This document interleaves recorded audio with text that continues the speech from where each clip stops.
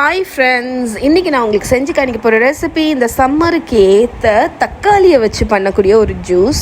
Normal juice தான், but அதில் போடக்கூடிய அந்த இன்க்ரீடியன்ட்ஸ் வந்து இந்த ஜூஸை வந்து எக்ஸ்ட்ரா ஸ்பெஷலாகும். ஸோ நான் ஒரு 3 தக்காளியை ஒரு மிக்ஸி ஜாரில் போட்டிருக்கேன், ஒரு துண்டு இஞ்சி, கொஞ்சமாக புதினா, அதுக்கப்புறமா இதோட மெயின் ஃப்ளேவர் வந்து ஒரு 1/4 டீஸ்பூன் ஏலக்காய் தூள், லெமன் ஜூஸ், சுகர். இது எல்லாமே டேஸ்ட்டுக்கு தக்கன நீங்கள் டேஸ்ட்டுக்கு தக்கன அட்ஜஸ்ட் பண்ணிக்கோங்க.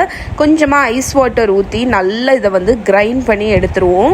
இதில் நம்ம போட்டிருக்க அந்த ஏலக்காய் தூள் வந்து இந்த தக்காளி கூட நல்ல ஒரு காம்பினேஷன், இந்த ஜூஸையே வேறு லெவலில் ஆக்கும்.